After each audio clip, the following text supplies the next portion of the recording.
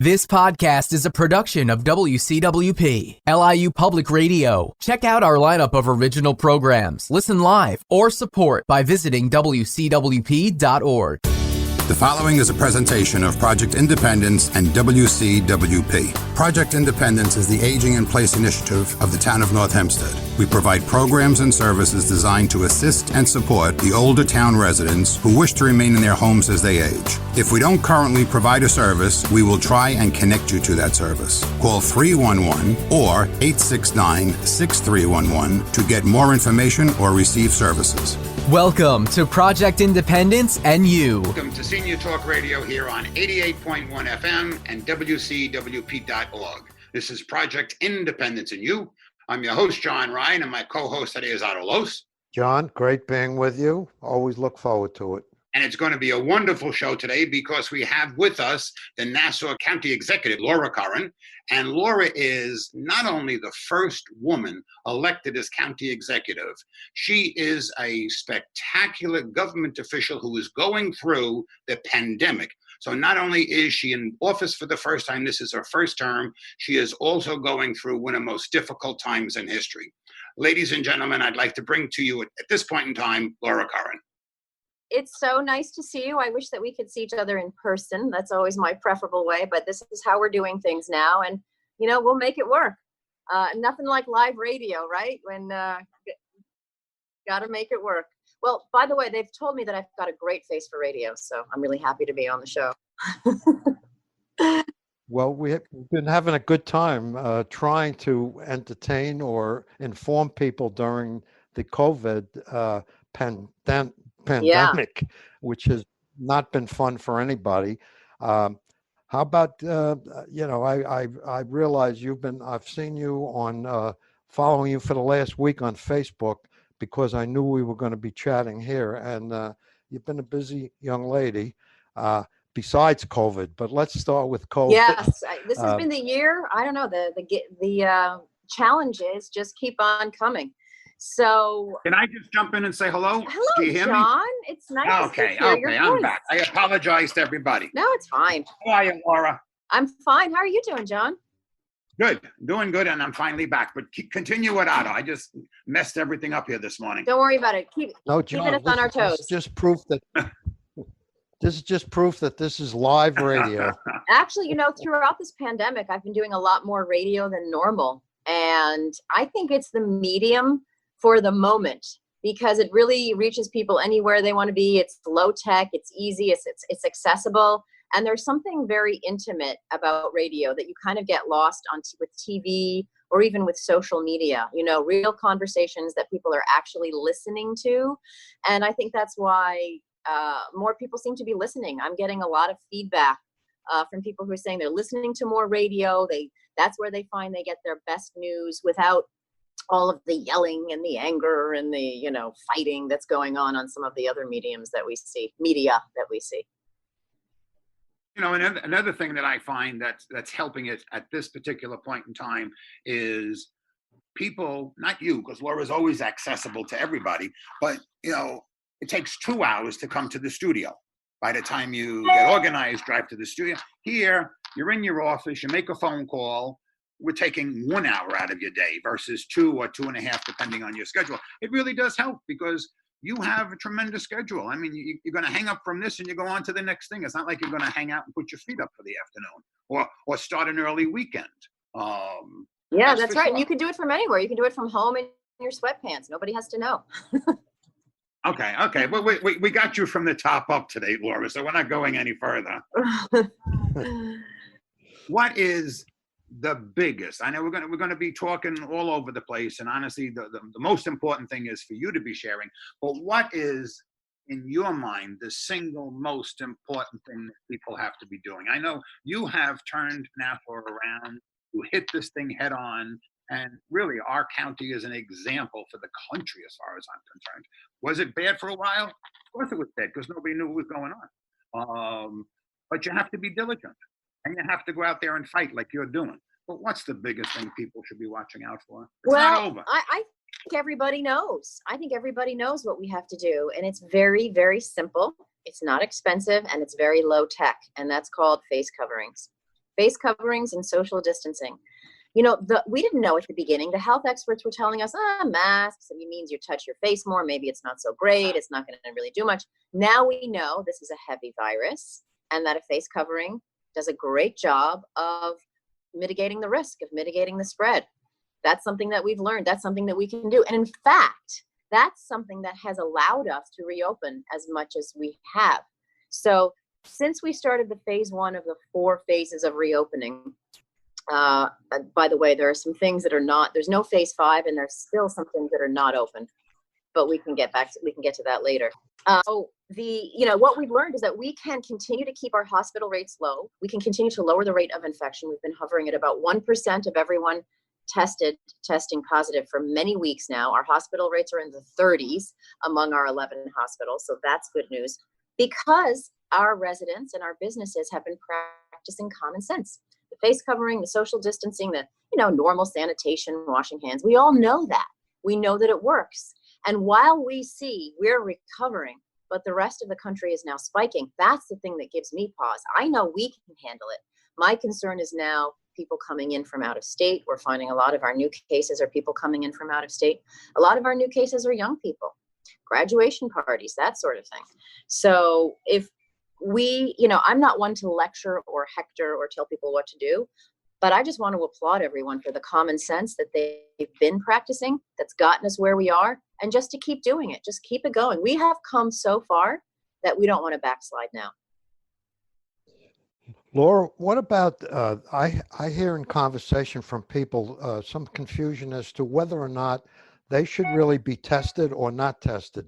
Is the view that everybody should be tested, or only if you feel like you have a problem? What's your stance on that? Oh, that's such a good question. At the beginning, it was only for people with symptoms. There were very strict criteria for who gets tested. People with symptoms, people who've had a known contact. Then it started to open up. People who are essential workers, or people who think they may have been exposed. Now it's open to everybody. Now, if you have no symptoms, no known exposure, I don't think you need to get a test. But if you want to, you certainly can now. We're testing in Nassau County between 3,000 and 5,000 people a day. Sometimes it's up to 6,000 people a day. If you're curious and you want to know if you have the virus, then by all means get tested. Also, there's 2 kinds of tests. There's the viral test that tells you if you have the infection now. Then there's the antibody test that tells you if you've had it in the past. So a lot of people, now we know a lot of people are asymptomatic. They think, I had a cold, or I lost my sense of smell, or I was exhausted a few months ago. Maybe it was COVID. Let me check it out. So bottom line is, anyone can get tested. We actually have 5 community clinics that are open now, where you can get both viral and antibody testing. If you don't have insurance, it's not a problem. If you're concerned about your immigration status, nobody's going to ask.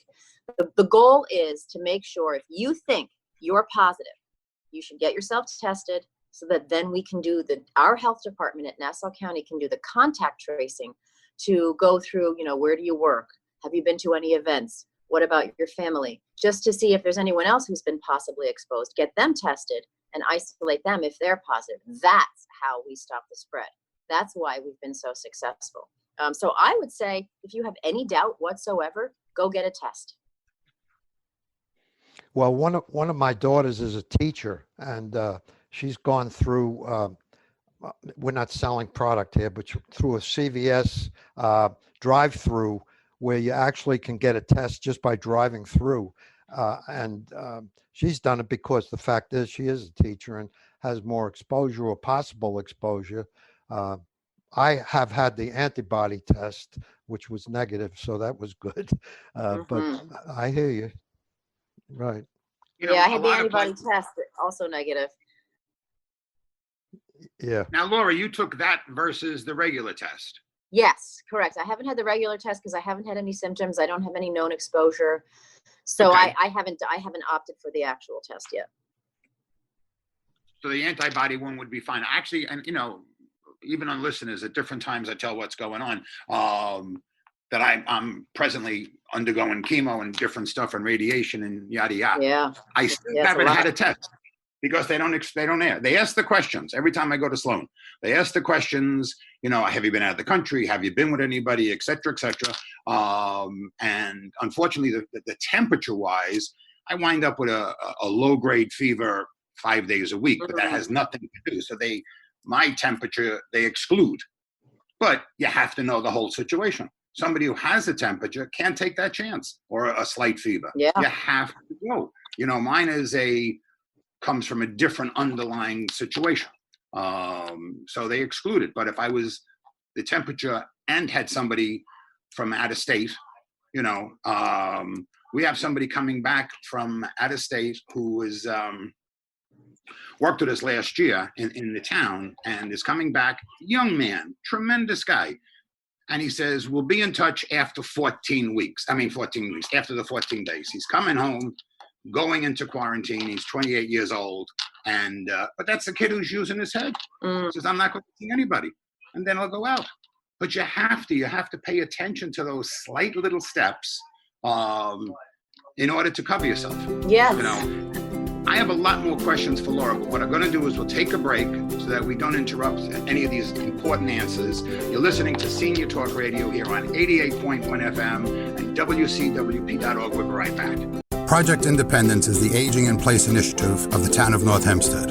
One of the many services we offer is transportation for food, shopping, and medical visits. Call 311 or 869-6311 to get more information or receive services. Welcome back to Senior Talk Radio here on 88.1 FM and WCWP.org. This is Project Independence in You. I'm your host, Jonn Ryan. My co-host today is Otto Loshe. We're having a wonderful time with our county executive, Laura Curran. Maybe I could ask you a few questions while Jonn. Yeah, sure. Is, I just want to piggyback before you get into it, Otto. I just want to piggyback on something that Jonn said before. He's been undergoing chemo, and he's been very frank and talking about that. And obviously he has an compromised immune system because of that. And I'm just so impressed with how he's doing, and he's an amazing man. And it just reminds me, he said to pay attention to the little things. And he's so right about that. There are underlying conditions, things like diabetes, hypertension, obesity, high blood pressure. If you're used to feeling not well, you might discount some of the symptoms, thinking, it's just normal. I normally don't feel so great. But, be in tune with yourself, with how you feel. And if you really don't feel well and you think you could have this, it's so important to get that test and to take care of yourself. Well, I would like to add to your commendations on Jonn. He's a hero as far as we're all concerned, and this probably has not been publicly discussed much, but Jonn is paying his dues, and he's quite an example of somebody on how to cope with adversity. And I think that's one of the big things Project Independence tries to promote, is to try to function with a positive outlook. And I'd say Jonn is a classic example of how to do that. Amen to that. So anyhow, I believe I'm unmuted now. We can hear you, Jonn. Okay, now you can hear me. Enough about me. This is about Laura. Now I'm unmuted. Maybe that was the universe saying you wanted to talk about me. We wanted to talk about you. Now we're wrong. I don't know what's going on today. I apologize. I want to skip around a little bit though, because, and this is not a show that is promoting anybody or anything, but Laura has been doing a phenomenal job as our county executive, and she's up for election next year. And I think one of the things that I want to touch on in this segment, and we'll go back to the COVID, is the promises Laura made and kept. The integrity that has come over this administration is beyond anything anybody's ever seen. She said she was going to put something into effect, and she did, whether it was transparency in the hospital, with gifting, with vendors, with family relations and stuff like that. I honestly think that in the years I've been doing this, there's very few people that have stepped up to the plate, if that's the expression, as honorable and with as much integrity as Laura has, but has maintained it. This was not a show to get elected. this was her truth, and she has proven it.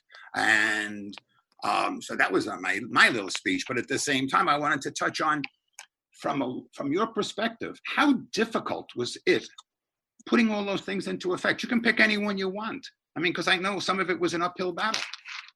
And I know you weren't prepared for this, but we really are going to go all over the place this morning. I'm happy to talk about anything. Well, I really want to thank you for your kind words, John.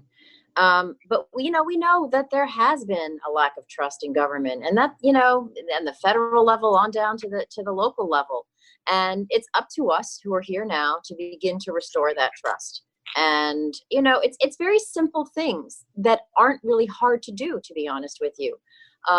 Making sure and signing an executive order very early on in my administration that people who work for me, who are involved in the contracting process, cannot accept a gift of any value whatsoever, even a cup of coffee, from someone seeking to do business with the county or someone who does do business with the county. Just to make it very clear to everyone that the person being chosen, the company that we're contracting with, they're being chosen because they're the right people for the job, that they're there to do the work. Same with the fact that anyone that I appoint, we have employees, about 7,200 employees at Nassau County. About 200 of those are people that I appoint. Nobody that I appoint can raise money for any campaign that I do or contribute. Again, so that there's no question as to why I've chosen them. Not so they can help me politically, so that they can be there to do the work of the people. And those were very simple, easy things to put in place. And, I remain as vigilant as possible, because trust, not everyone is going to agree with me. I understand that. And that's a beautiful thing about our country. People are free to disagree.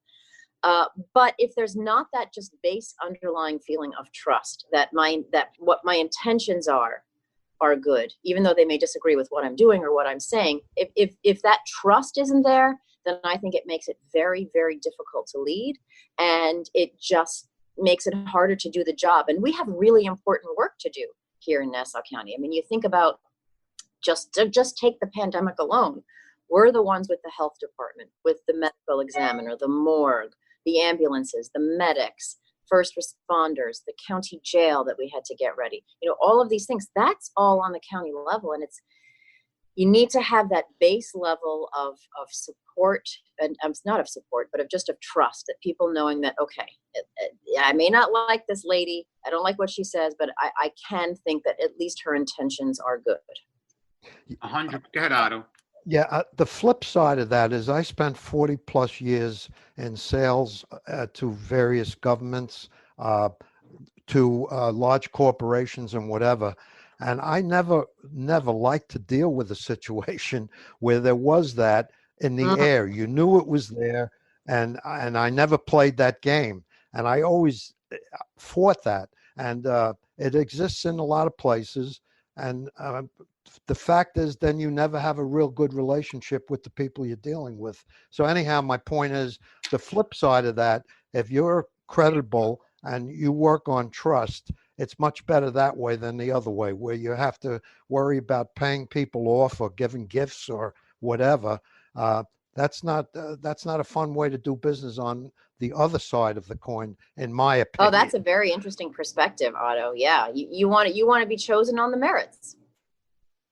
Yes, and have an honest relationship with the people you're dealing with, as opposed to one of devious stuff. Yeah.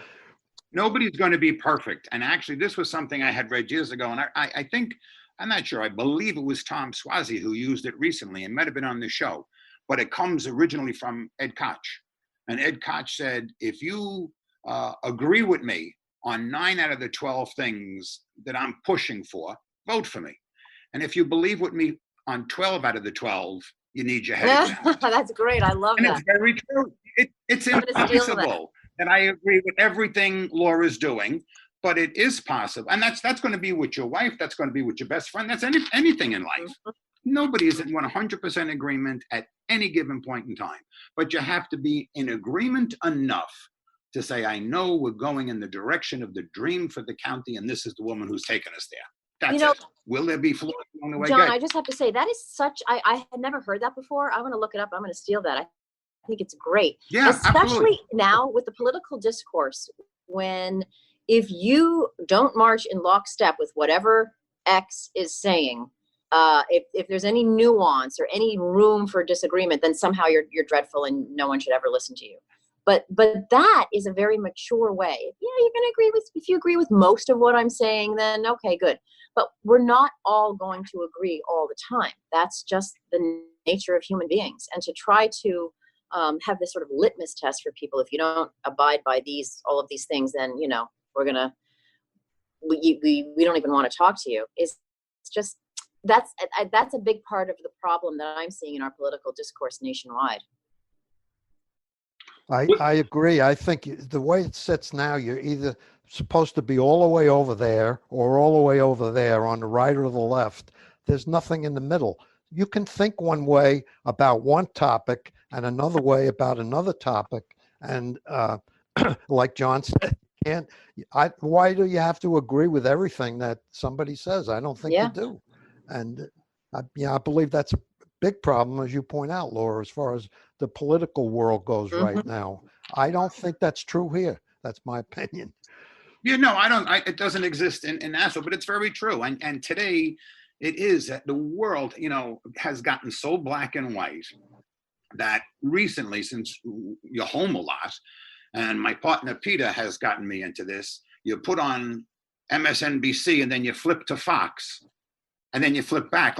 It's two different universes talking about the same thing. It's like, were we both at the same meeting to walk away with two different, and yet they're going to go to their graves fighting this stuff, which is just craziness, as opposed to joining together and get something done properly. Yeah, that's right. And so I try to do that too. I try to listen to all the different voices, get all the different perspectives. But it's true. Sometimes it feels like, are we living in 2 or 3 different realities here? Yeah, well, perception is reality, and sometimes perception is like somebody says that tree is a Volkswagen bus. That's what they really believe. I don't know how you change it, but it's hard to understand that. It really is. But that's why it's an effort of working for as many people as you can. You're never going to, we're talking about it right now, but it's very true. You're never going to please them all. It's impossible.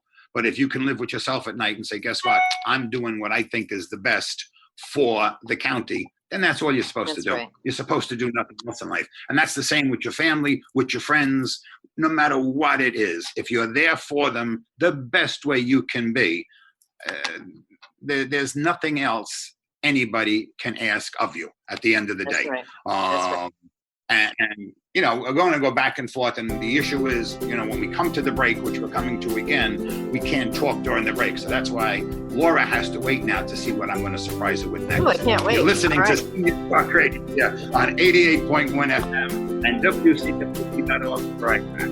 Project Independence is the Aging in Place initiative of the town of North Hempstead. One of the many services we offer is help at home with minor home maintenance. Call 311 or 869-6311 to get more information or receive services. Welcome back to Senior Talk Radio here on 88.1 FM and WCWP.org.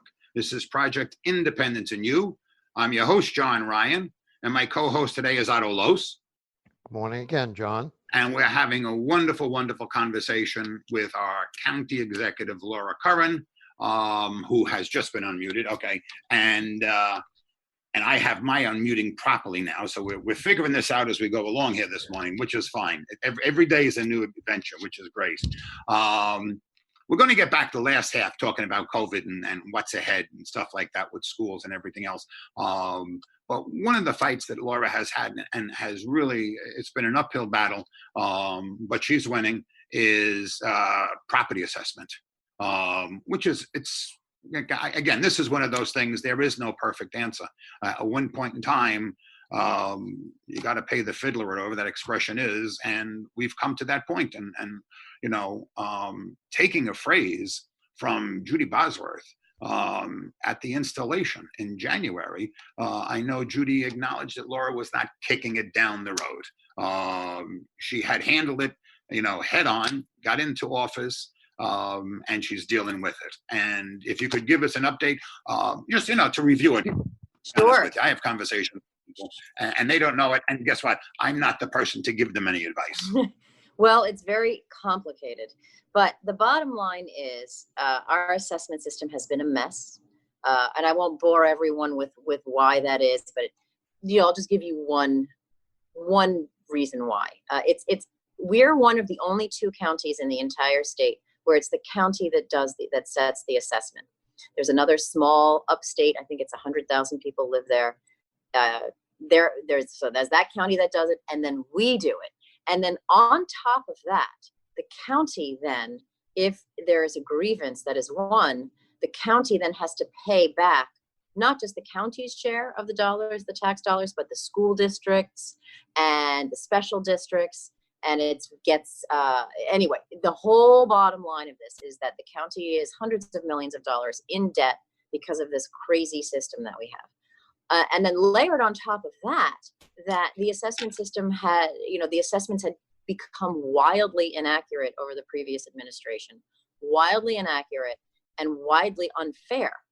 So, we know that taxes are very high here in Nassau County, but at least everyone should be paying their fair share. You shouldn't have some who are overpaying to make up for those who are overpaying. So I campaigned on a promise to once and for all fix this. And I knew that it wouldn't be easy. I knew that I had to do it early because the longer you wait, the worse it gets and the harder and more expensive it gets to fix. So got in and did the first reassessment in the better part of a decade. And so now, we're in the process now, we're in the grievance process now, but with courts being closed, that has gotten much more complicated. The pandemic crisis has made that more difficult for us, but we're handling it. The thing about doing a reassessment when property taxes are so high, you could have the best system or the worst system. I think we actually are finally on the road to fairness and accuracy, which is what people deserve. But whenever you do anything with assessment, it's a very difficult issue because it just reminds everyone that our taxes are very high here. Whether, and I do get a little bit defensive because I tell people, look, for my own property tax bill, and this is pretty normal, 15% of the property taxes that I'm paying are actually going to the county. 70% is going to my school district, and I have kids in the school. I'm a happy customer. I think it's a wonderful district, but it's 70%. The rest to the town. I don't have a village, special districts, and all of that sort of thing. So that is just the reality that we're in. We have 300 independent taxing jurisdictions here in Nassau County, 300 governments. That's a big part of the reason why our taxes are so high. So this is the system that we have. Our job at the county is to get the assessments as accurate as we possibly can. And I believe we're finally on the road to getting that done. Wow. I have a question based on the fact that I don't know enough about this, but it probably would be on a lot of other people's minds. 300 special districts. Would anybody think about merging some of these together in ways that, I know will never happen with schools. There's a lot of school districts. Most people really don't want their district merged with another district. But is there anything that can be done at all in terms of trying to put some of these special districts together to cut down on overhead and cost of doing business, if you will? Well, that's a very logical question, and it's one that comes up all the time. So anytime you want to either dissolve or merge a district or dissolve one district into another, you have to have a public vote on it, a public referendum. And there have been a few of these over the years. I know down where I live on the South Shore, there was a resolution in 2012 to disband the sanitation district. And, the thought was to perhaps have it just be part of the town of Hempstead, have them take it over. It was soundly defeated. I think 6 times, or it was like a huge amount came out to vote for this, much more than vote in the school district, the school budget, which is a lot more tax dollars at stake.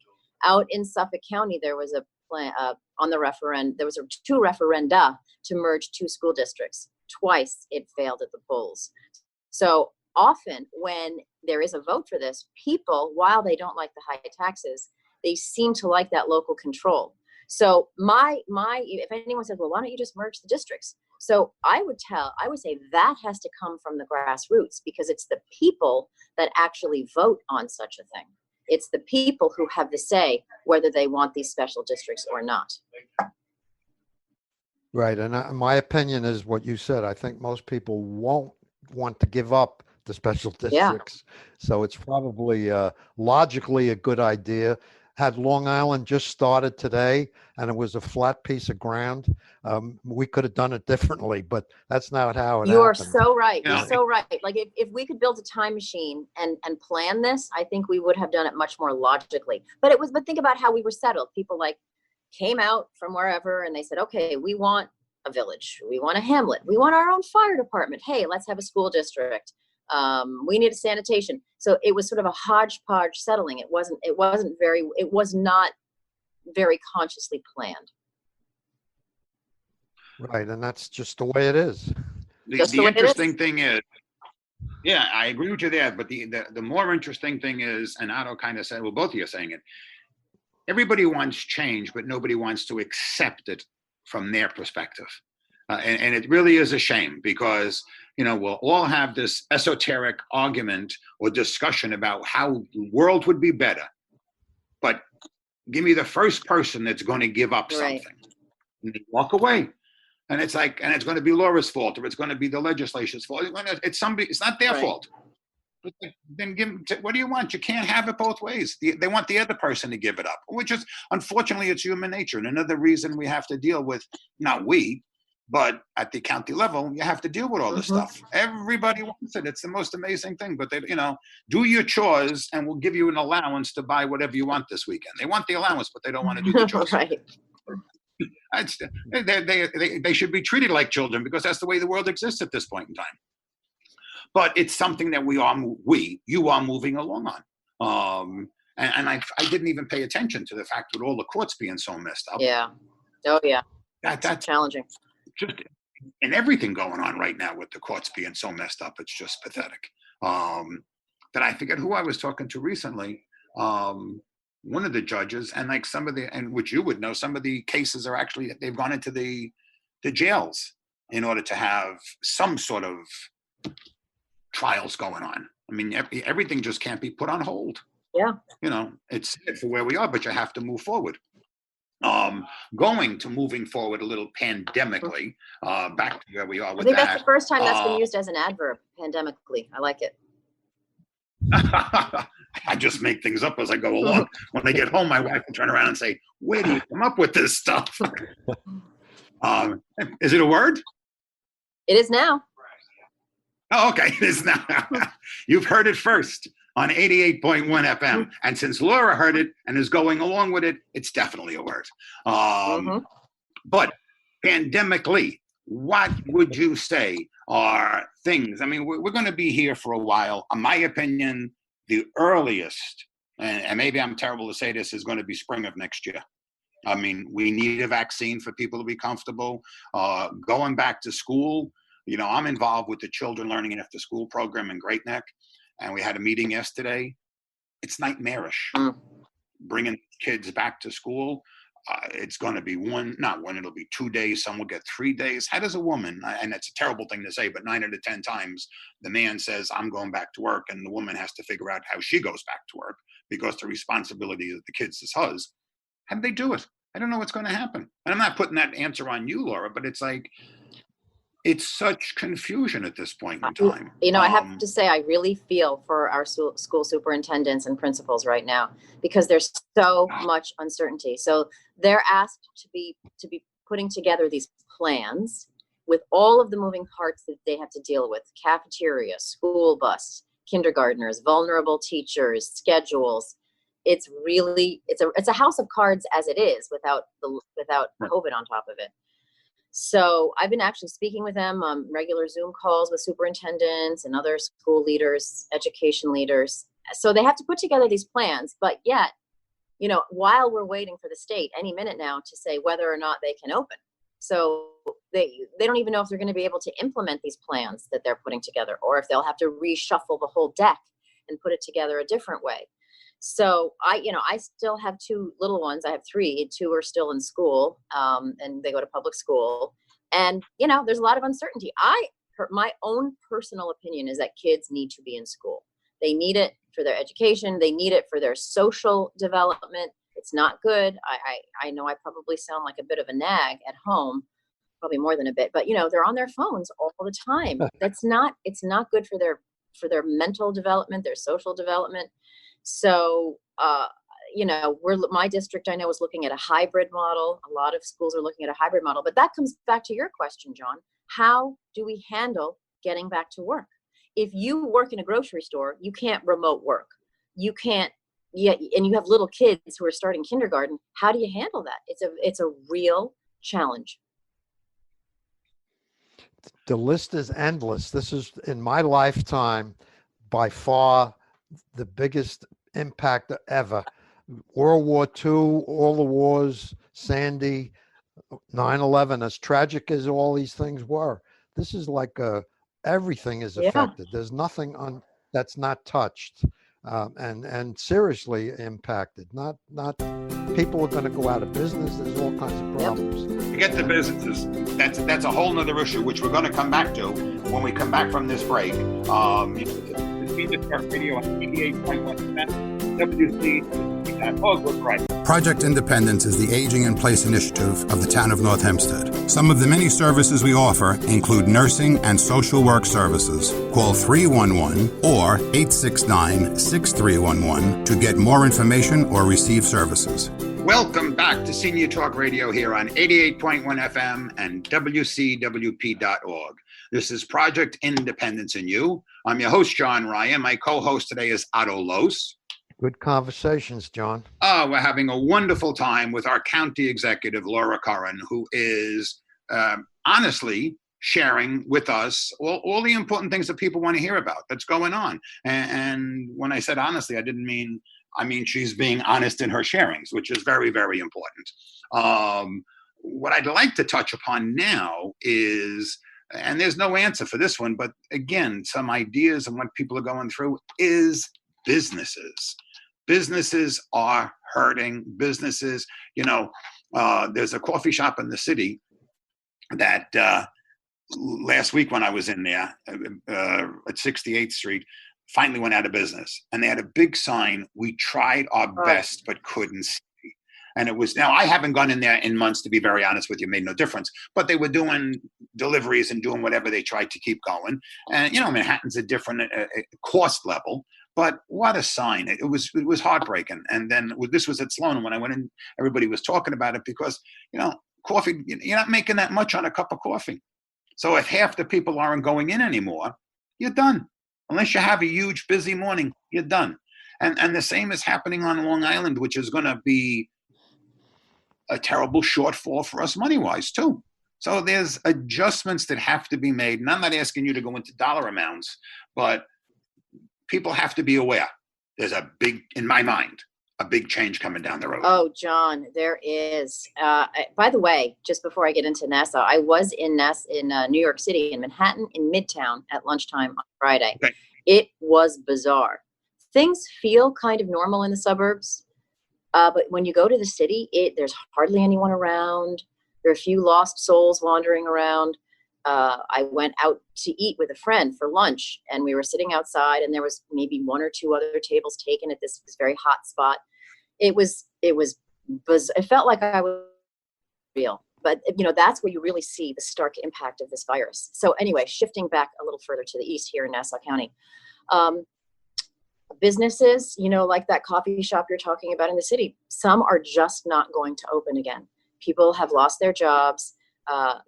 We're in phase 4, which is great. There's no phase 5, but guess what? Gyms, catering halls, amusement park type places, all, Adventureland, all of these things can't open. And not only we don't know when they're going to, not only can't they open, we don't know when they're going to open. So they don't have that clarity. Last 2 weeks ago, I visited several gyms, and these are independently owned. One is actually in Port Washington. It's called P10, family owned. And they have all of the best protocols in place.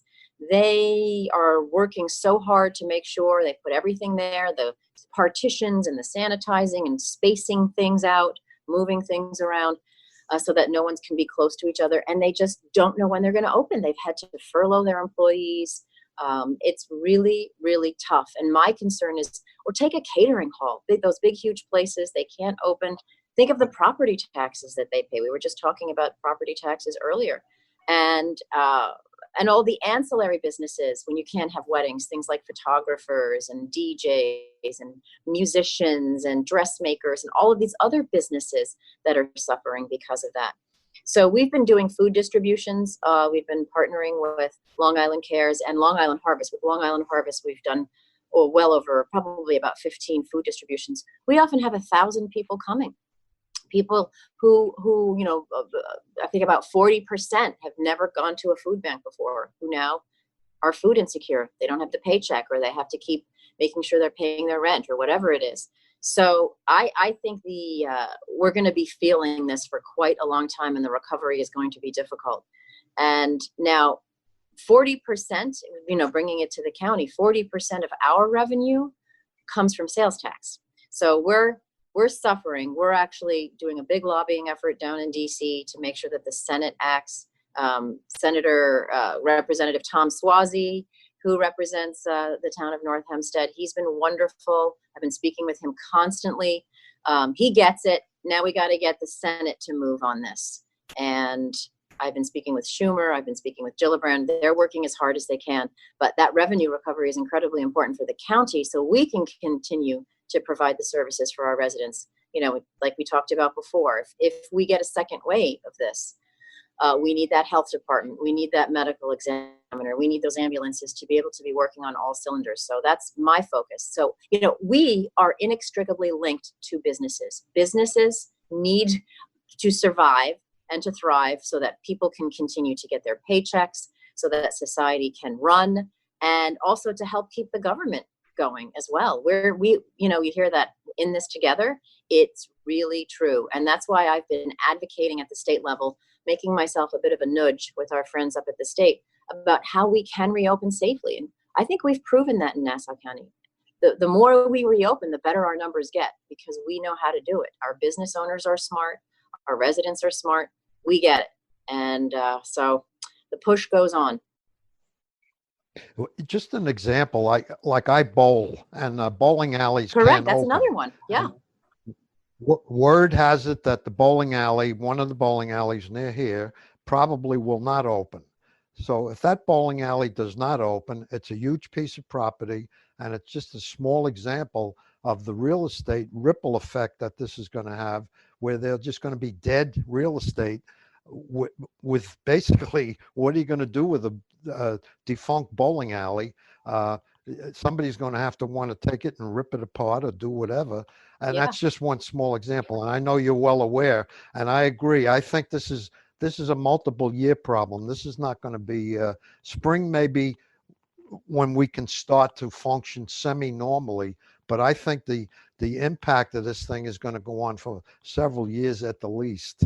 I just think it's I don't want to be negative about it, but I think it's a real world thing that people have to start to deal with mentally, that mentally we're going to go through a lot of bad things. And I believe there'll be some mental health issues because of it. I know just this morning I read about your involvement with the homeless situation, where a hotel is going to become a place for homeless people.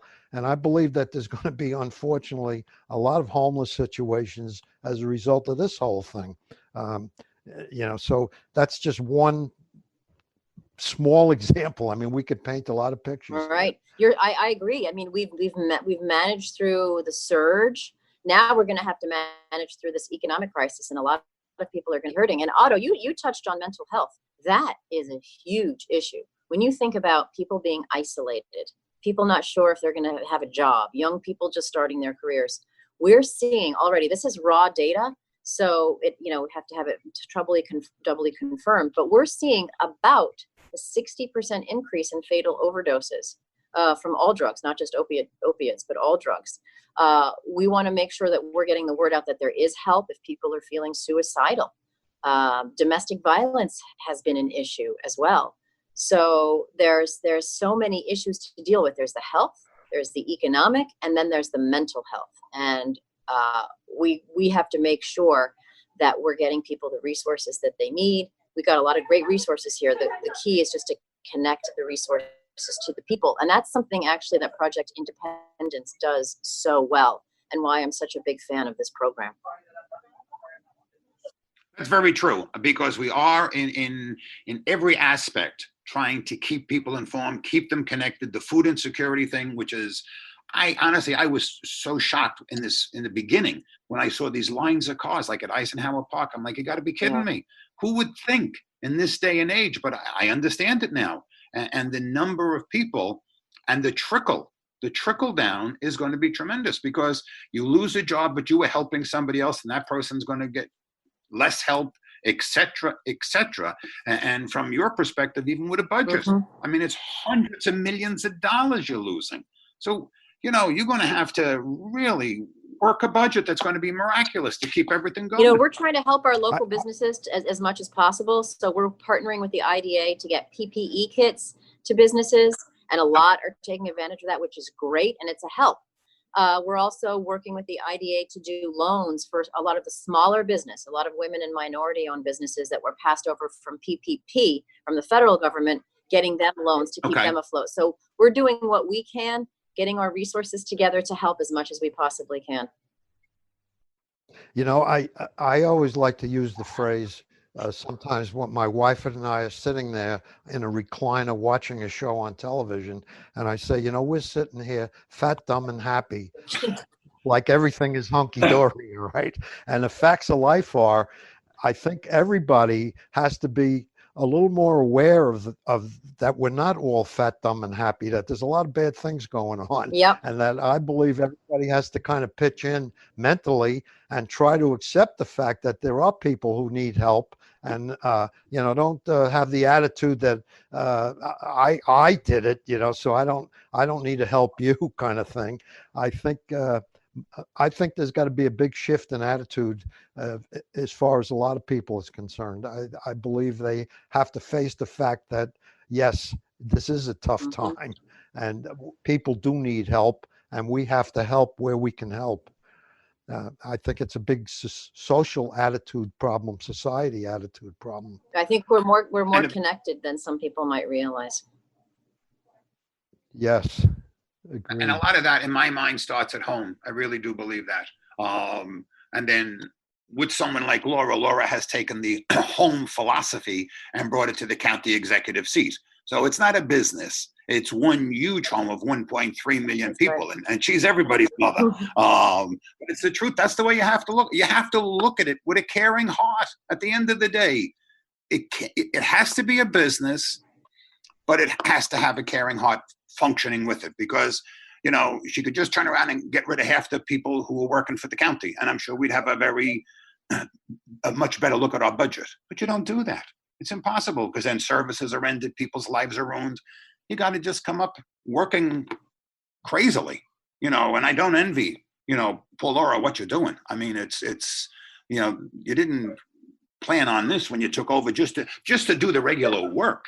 And we're almost out of time, so I'm just stressing this again. Laura took over as the first woman and is doing a tremendous job as county executive. But on top of it, she has been thrown something that no executive in history has ever had to deal with. So, John, I will say I've got a wonderful team, and we have incredible residents in Nassau County. We've got incredible businesses in Nassau County. I talk to people every day. I am so proud of the people who live here and the job that they've been doing. That's what gives me hope that we can recalibrate to whatever the new normal is going to look like, and then get back to our new normal. And I do believe that after when the dust settles, we will be stronger than ever. I like what you just said, recalibrate. And that's so true, because there is a recalibration coming. What it is, I have no idea. Excuse me. And that's really going to be sent down from you through your people into the county, and it will be a success no matter what you're doing, because you've been a success from day one. I want to thank you so much for your willingness to participate this morning. We've been with County Executive Laura Curran. We've been listening to Senior Talk Radio on 88.1 FM and WCWP.org. Like what you hear? Here's how you can let us know. Give us a call at 516-299-2626 or email us at info@wcwp.org. Like us at facebook.com/mywcwp and leave a comment or tweet us at mywcwp. We welcome all kinds of feedback. To directly support the podcast you just enjoyed, leave a review on Apple Podcasts. And if you'd like to give back, visit wcwp.org and click the support tab. Thanks for listening from your friends at WCWP.